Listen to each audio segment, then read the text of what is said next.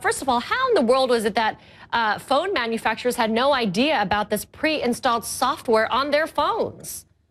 Hey, Emma, great to see you again. You raise a great question because, in fact, not only does it collect the things you were talking about, the people behind it had built something that could also allow a hacker, if they wanted to use it maliciously, to install other applications that you didn't even authorize and have higher privileges on your phone than even you do. So the thing that we have to say is, well, how did it get through the manufacturing side? And unfortunately, and this is a larger problem throughout much of the industry, especially when you're dealing with cheaper phones, is that the security testing of those phones before they are released in market is not just part of standard protocol to see what kind of data may be getting sent out and things like that. I mean, if there are people at home who've used this kind of phone before, or maybe they're using it now, I mean, how can they find out whether or not their phone has this kind of software?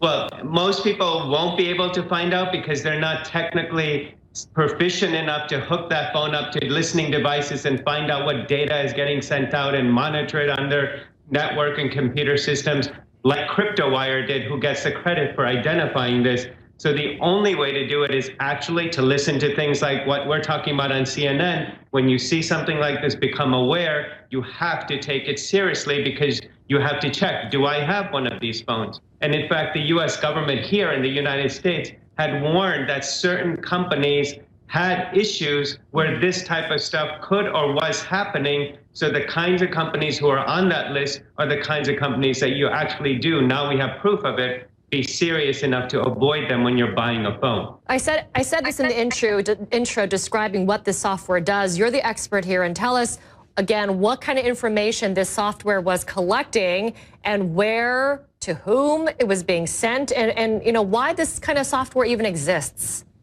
Well, speaking to the people who are watching, it's who you are, where you are, who you're talking to, what messages, text messages, not just which ones you're sending, but the content of them. So even pictures or videos that might be included, the geolocation, what places you're going to, and also it could be installing things on your phone that you didn't even authorize, like applications you never downloaded.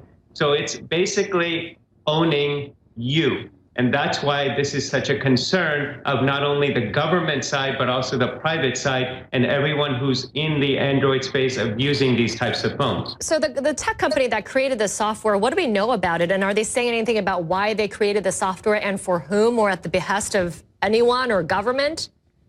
Well, that's the most interesting part that's raising questions. The company is saying they were asked to do this by a private sector corporation that wanted to understand their usage of their customers better. In other words, for legitimate purposes in their mind, based in China.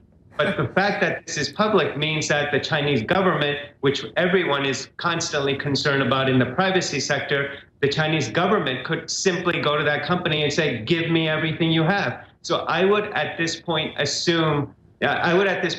not be confident in saying it's just for a private sector company and it's good old capitalism, as a security friend of mine just recently said to me, but it's in fact something that could easily have been authorized by the Chinese government. And the fact that it was done for a corporation is just a front to avoid the disclosure of it, even though today we have disclosure of it.